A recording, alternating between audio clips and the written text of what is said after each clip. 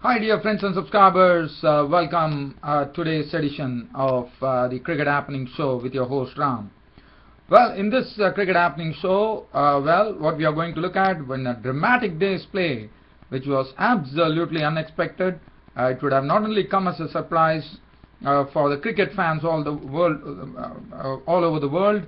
In fact, even Australia might have been surprised with England being bowled out for 136 with a fiery spell from Mitchell Johnson. Ryan Harris supporting them ably, and Nathan Lyon also chipping in with two big wickets of Bell and Matt Pryor, and then Australia took a 159-run lead, and then the Australian openers saw to it that they did not lose any wickets towards the close of play on the second day by being in a very, very impregnable position going into day 3. They are 224 runs ahead, so Australia 65 for no loss. The openers have done a good job there, and they would probably hope to continue that good work to have their stranglehold on the Englishmen. So I'll talk about that. And then we have one match which is right now happening. This is the second T20 match which is happening here at the Newlands in Cape Town. And Pakistan were the ones who actually won the toss. They elected to bat, and currently they have already lost 1 wicket of Ahmed Shahzad. Con Amla bowled Parnell for 9. In fact, Ahmed Shahzad also hit one beautiful 6 for the bowling of Dale Steyn. And after that, Wayne Parnell with his very first delivery actually picking up the wicket of Ahmed Shahzad. So right now, Mohammad Hafiz, the captain, is not out on 1. Nasir Jamshed is looking good with his stroke making. He's not out on 18 of 17 balls with 3 fours. We'll come to that later. But what I'm going to do now is we are heading right away to the Gabba, the Wulan Gabba cricket ground, just to give you the cricket report on what exactly happened on day 2 in a dramatic day's play. Well, it all started with Australia resuming at the overnight score, and Brad Haddin, he got some support. He didn't get much support from the tailenders, as Ryan Harris was the first to go in the morning, as it was Broad was the one who actually picked up his wicket. So Broad got he returned figures of 24 overs, 3 innings, 81 runs on 6 wickets. Nathan Lyon was not out on 1, but Brad Haddin, in his quest for getting a century and trying to shield the strike for Nathan Lyon, had to sacrifice his wicket. Very unfortunate for the way Brad Haddin played. He definitely deserved a century, but unfortunately he had to be content being run out on 94 with 8 fours and 1 6, and Australia finished at a score of they were all out for 295. So I'm not going to go into bowling figures, because Stuart Broad was the pick of the bowlers. 6 wickets for 81 runs for Stuart Broad. Now let's look at the England innings. The England innings started off in a pretty sedate fashion with Michael Carberry and Alistair Cook really getting to leave the balls outside the off stump. They started settling in, and when the score reached 28, the first wicket for England fell, and that was Ryan Harris. Now Ryan Harris has this habit of getting Alistair Cook's wickets time and again, and he got a ball which actually moved from Alistair Cook, and Alistair Cook was into the drive, into the shot, and Brad Haddin behind the stumps made no mistake. So he was gone. Alistair Cook was gone. Con Haddin bowled Harris for 13 with 2 boundaries. The England scored at 28 for 1. Michael Carberry, who was looking good, in fact he was taking his own time at the crease, and precisely so, was joined in by Jonathan Trott. When Jonathan Trott came in, Mitchell Johnson started getting his short deliveries into action, and what he did is he actually got Trott. He tested Trott with a lot of short deliveries, and then finally, after bowling a short delivery to Trott, which he actually fended, he bowled a delivery which was not a wicket-taking delivery at all, but Jonathan Trott was caught into it. In fact, he actually went to nudge him down the leg side, and Brad Haddin taking an easy catch. So he was gone for 10 with 1 4, and the English score was 55 for 2. 55 for 2, and then towards lunch, they were, in fact, just at the stroke of lunch, Mitchell Johnson actually picking up the wicket of Jonathan Trott. So that meant the score 55 for 2, and then England slowly started making progress with Kevin Pietersen coming there playing his 100 test matches, and the score went on to 77, and Michael Carberry was just gaining in some confidence at the other end by just getting some strokes, because he had the company of Kevin Pietersen. But this was the time the slide all started. From a situation where they were 82 for 2 at that stage, and suddenly England found themselves to be 91 for 8. So you can imagine the amount of wickets in the space of 9 runs. There were 6 wickets which fell, which really came as a big surprise, because it all happened with Kevin Pietersen's wicket being taken by Ryan Harris. Ryan Harris got a ball to Pietersen, which he actually they were not giving lots of scoring, in the sense they were not giving Pietersen to score they were not giving the deliveries in the scoring areas for Pietersen, and then Ryan Harris delivered a delivery which Kevin Pietersen actually tried to flick it with his customary flick, but at mid-wicket Bailey took a wonderful catch, and Pietersen was walking 18 with 1 boundary, and that made the score 82 for 3. Carberry, well, probably getting under immense pressure because England were 82 for 3 at that stage, and Michael Carberry was a victim of Mitchell Johnson. Now this was the time it all started, with Johnson coming in and first picking up the wicket of Michael Carberry, who was caught by Watson of the bowling. He got a ball which was angled into him, and Carberry was gone. Caught Watson, bowled Johnson for 40 with 4 fours, and the score read 87 for 4. And there was more misery to follow for England as Ian Bell walked in to join Joe Root. So there were 2 new batsmen at the crease, and the cherry was not pretty new, but it was fairly new, and it was but the wicket once Mitchell Johnson got the wicket of Michael Carberry, Nathan Lyon, the red arm off spinner, was pushed into action, and what a star turn Nathan Lyon did. What he did is he picked up 2 wickets of 2 consecutive deliveries.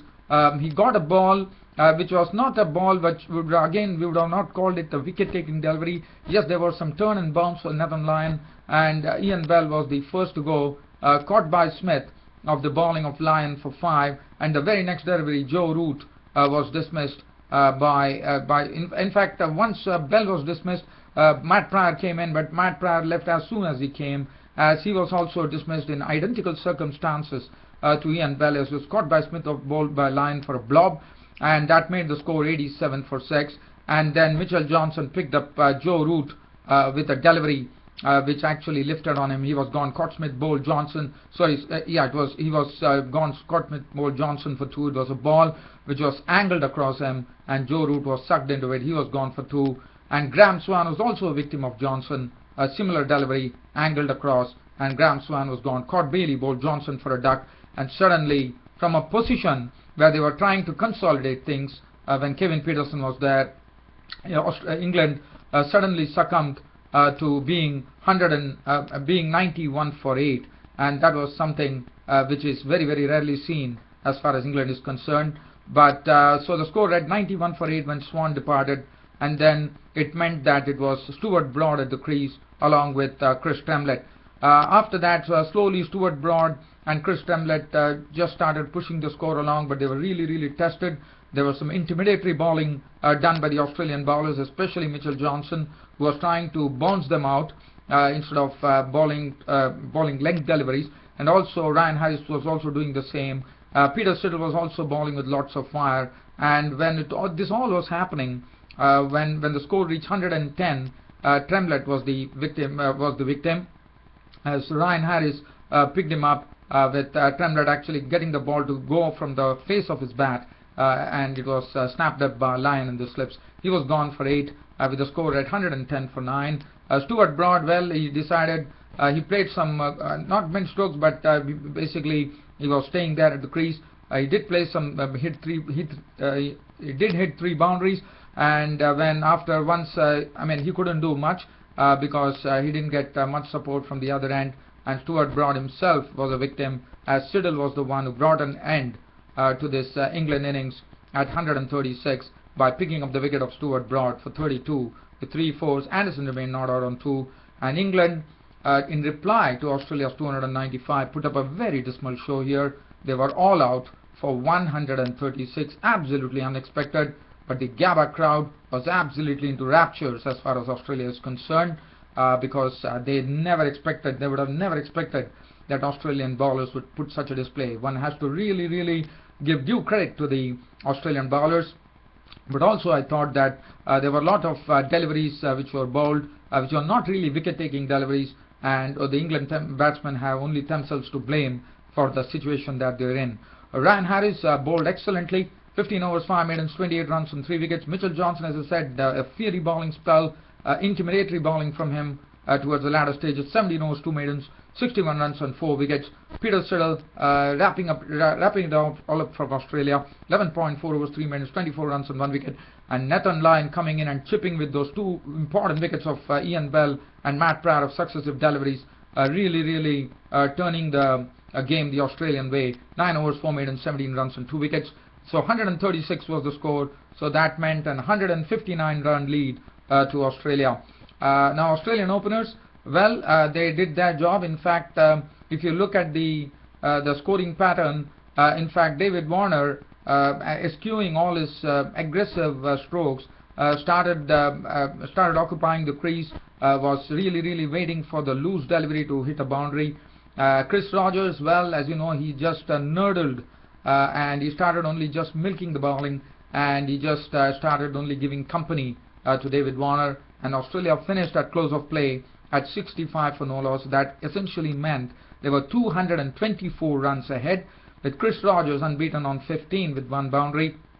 David Warner not out on 45 with 4 boundaries, showed a lot of application and dedication, which was very important considering that you have 3 more days to go, and Australia would like to ensure that they could give a target of probably 500 odd runs to England to actually go and try to win the match.